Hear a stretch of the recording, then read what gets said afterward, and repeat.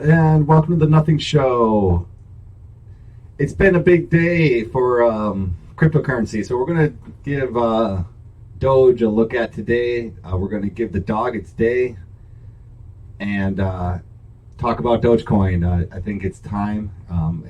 Doge has had an incredible run up today in the last 24 hours, and so let's take a look at it. So first thing we want to do is get into the charts. Let's go to the charts and see what we got here. So just off the top, we can see Bitcoin 44,400. Really, it broke the 42,000 support or resistance, depending on which way you look at it. It's been a barrier for us for Bitcoin anyway. I speak to it like I'm on its team. A barrier for us. Anyway, for Bitcoin, it's been a strong line of resistance, the 42,000, and then I believe the 20-week EMA is right there too. So some important lines of resistance that we just broke through with Bitcoin. So it's a good sign. So let's take a look at the trading view. This is CoinMarketCap, by the way. All credit to what credit's due. Look at this. And it's in the 1 hour too. This is the 1 hour candles here. And look at this run up right here. Bam.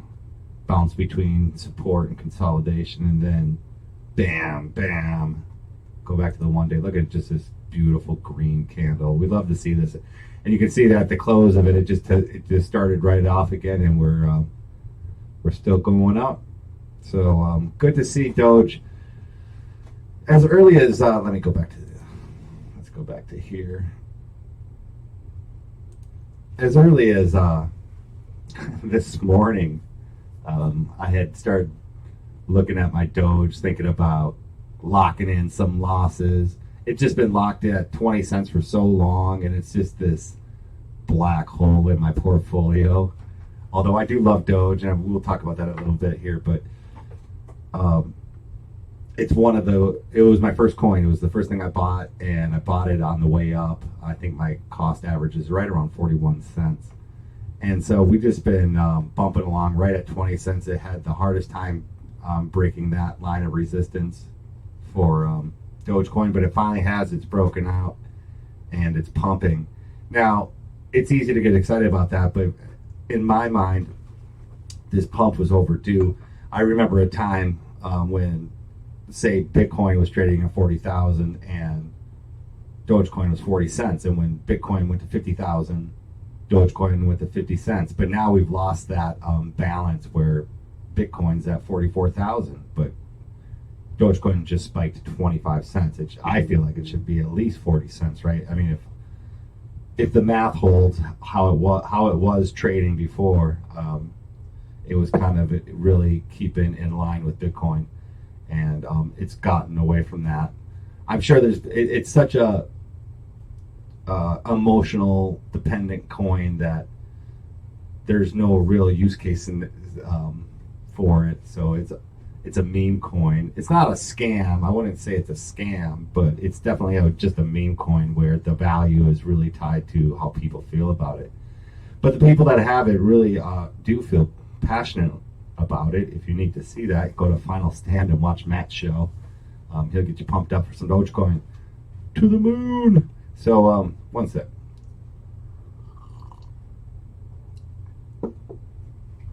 So anyway, so there you go. I'm really excited. I've hit my last 5 trades. I've got 2 open positions right now. They're looking really strong. I'm excited about that. I've been trying to avoid trading on the weekends just because Bitcoin loves to party on the weekends, and you just never really know. But I jumped in this weekend. I don't have work today, or tomorrow, so I have time to keep an eye on the charts, and I can punch it out if it starts heading south on me. But right now it's looking great. I think I'm up like 30% in my Ether trade, and I'm up 20% in my Bitcoin trade. So yeah, looking good there. And so there you go. So Dogecoin. Let's talk a little bit more about Dogecoin. So Dogecoin was started by these 2 software developers as a joke. They just were like, hey, what if we started our own cryptocurrency? And so they did. And the funny thing is I think they both sold out of it. But So in 2012, the two developers of Dogecoin start Dogecoin. It was started as a joke.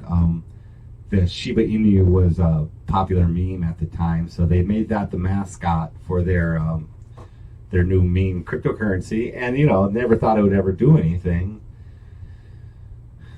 And then I would say as early as 2017, 2018, it started getting a little bit of a cult following. It's I would say it's tied into the same crowd as the AMC retail investors and your GameStop retail investors, who, if you're not familiar with it, we had some really great short squeeze action on some hedge funds, and we saw the price of both GameStop and AMC just run up. Again, this is stock market stuff, so you're talking about like 4x, 5x, not the 100x coin you find in crypto. I mean, a 4x gain for crypto is, no big deal. I mean, it's good. No one's complaining about it, but we see that kind of gains in crypto all the time. You can see that overnight, So anyway, so Dogecoin. I don't know. We could look at the chart, I suppose. We have it at our disposal. Let's just take a look and we'll see where it was at. We can see, sorry. I'll have to edit this for time. So somewhere around 2018, it got a little bump. Let's see what this says. On January 17th, well, let's go to January 4th. It was at, call that a penny.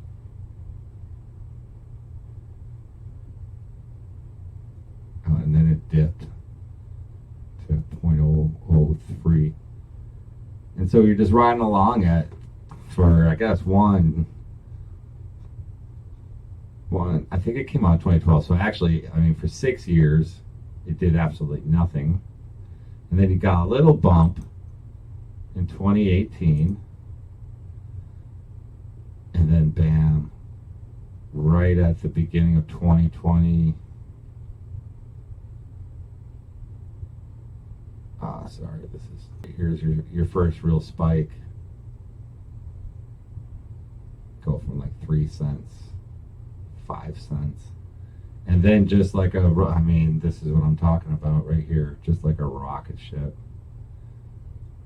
On April, looks like it started like 9th. And by the end of May, we're hitting 65 cents. And I came in right around April, beginning of April. I can tell you by price action, yeah, right here.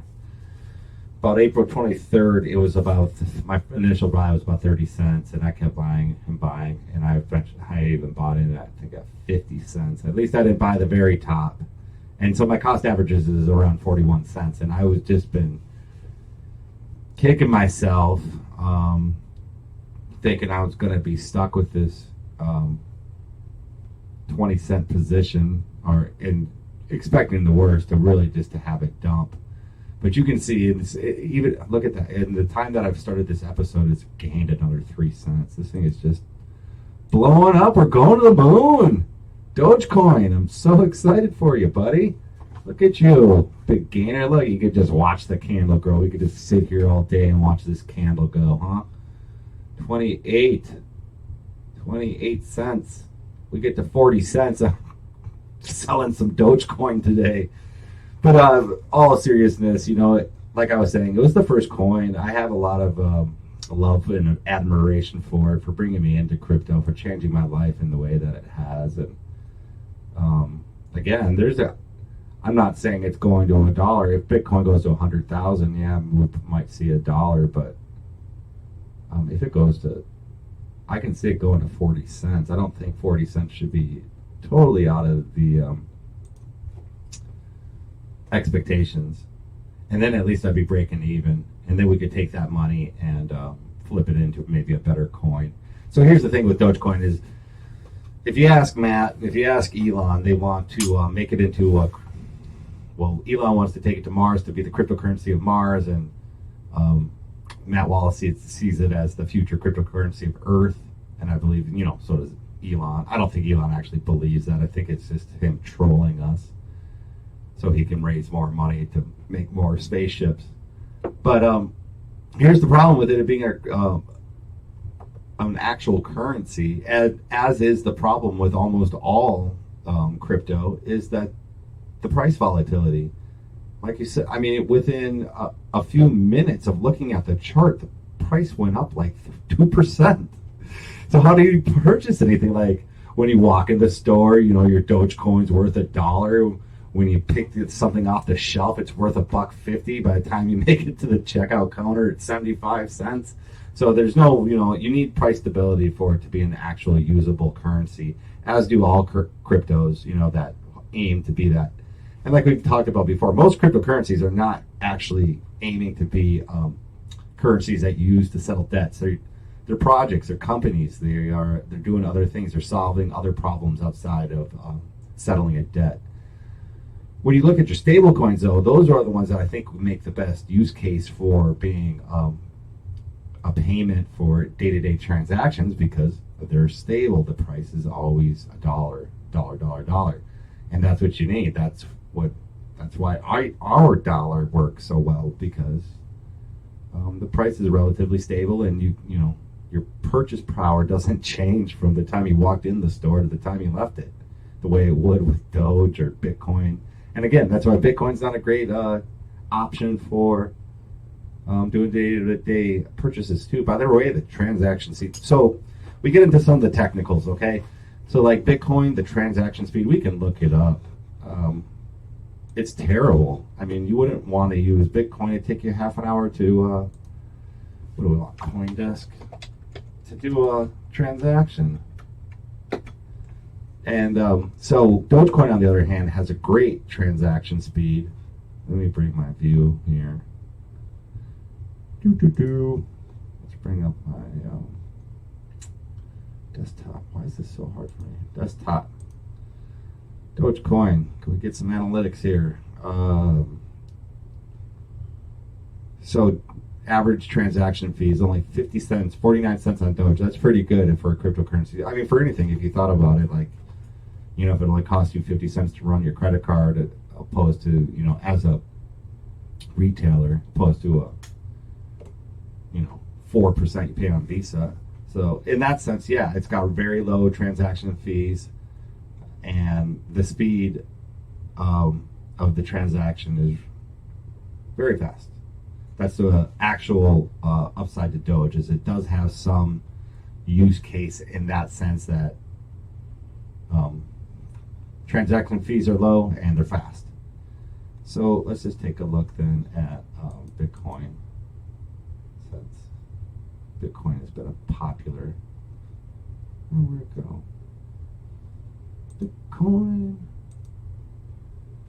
Bitcoin, $2. That's not terrible. And but the transaction speed is terrible. Take you like a half an hour to do a Bitcoin transaction. Let's look at Ethereum real quick. I'm gonna see what the average transaction fee. $12. The gas fee on Ethereum is ridiculous, and this is after their London hard fork that we talked about. I don't know if I don't follow transactions fees because I'm mainly centralized exchanges. I'm using centralized exchanges, so I don't really care about these fees as much as you would if you were doing decentralized exchange. So that's the one knock with everyone. I don't know about everyone, but that would be my one knock on Ethereum, is it just they price you out of it so quickly that you have to be rich to use their ecosystem. So, but they seem to be working on it. They got almost, it looks like almost deflationary with the way. Should we look at a Ethereum chart real quick since we're on the topic? Let's look. I mean, Ethereum too. Since the London hard fork, it has just been taking off. See, 7-day, 24%, 9% today. So even outperforming. I think it's pulling Bitcoin up. I think this is one of the reasons why we're seeing such a big run up in the Bitcoin. I think Ethereum's pulling Bitcoin to the top. See, look at the nice big candle. Is that the 1 day? That's the 1 day candle. And you can just see these are, so 1, 2, 3, 4. It's green is a little bump. 5, 6, 7, 8, 9, 10, 11, 12, 13. 13 days in a row, run up. Slight pullback. 1, 2, 3, and then another 4 days of run up. So what's that? 17 or 16 days out of the last 17 days we've been just mooning here. So yeah, a lot of good news in the crypto market today, as it has been for about a week now. It really makes trading long pretty easy because you just can't go wrong. So love that. Really love that. Who doesn't like making money? So there you go. Just a little update on Dogecoin. Some basic information. But if you're not familiar with Dogecoin,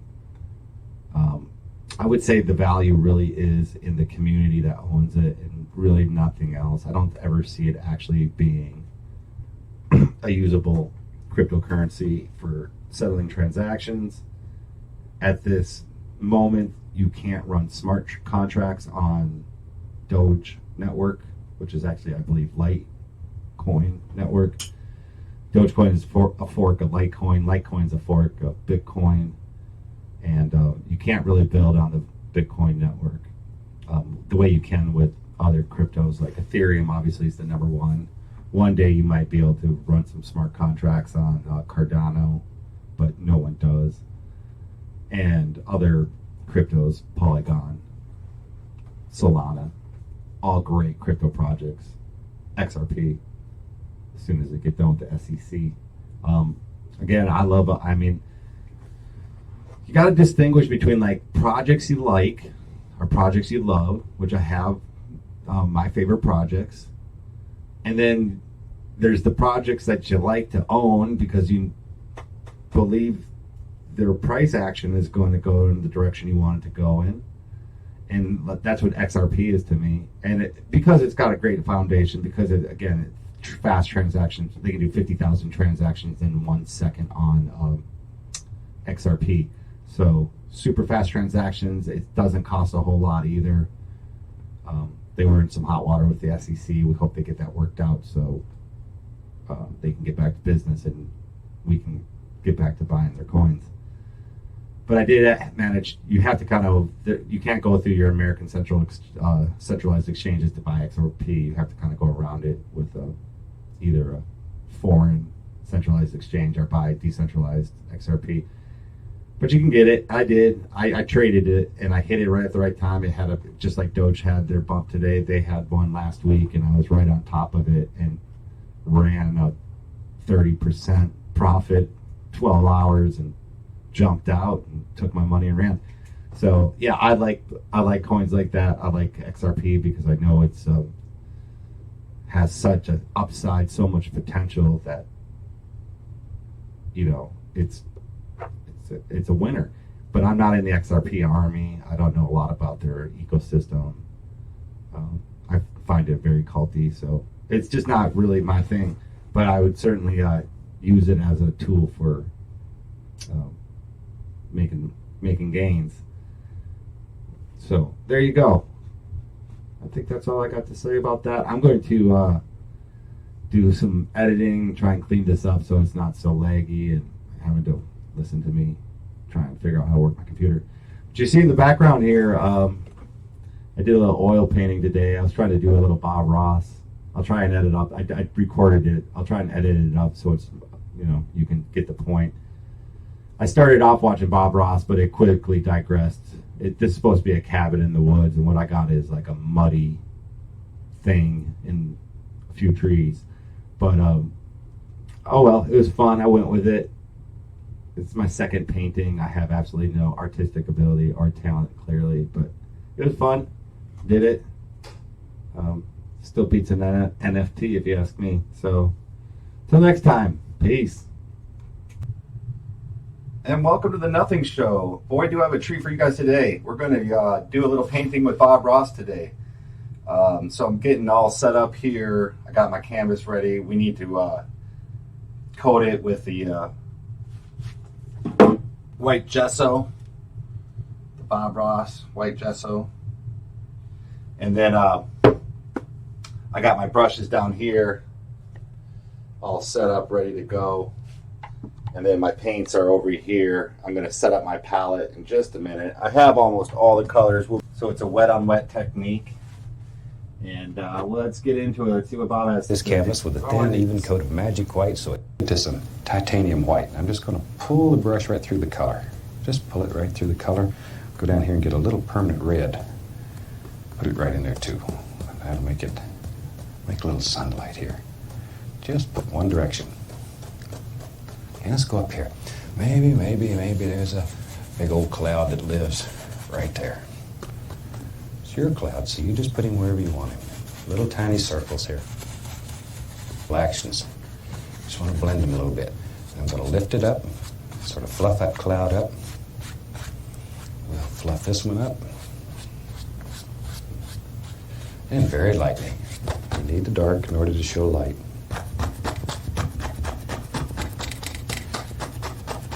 But this is also where you begin deciding the lay of the land. And in my mind, maybe, there's some little trees that live up here.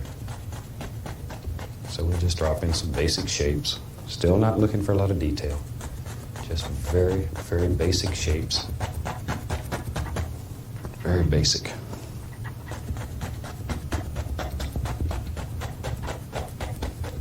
Once again, you need this dark color in order to show light. Now we have some little trees. This is a little Van Dyke brown here. Maybe there's going to be a few little trees that project right on up like this. We'll put some leaves on them, so we're not too worried right now. All we're looking for is just some indications here and there. Magic white, I'm going to some cad yellow, and get up some sap green. So we have cad yellow and sap green. Okay, pull that brush in one direction. Tiniest little bit of white right here, just to make that stand out. So hopefully you can see it just a little better at home. There. I think that'll help make it stand out a little. That's one of the noises like pulling your finger to have a chalkboard. Make you shudder. Okay. Now then, mix this up real good. A little bit of paint. Let's go up here. Maybe. Okay.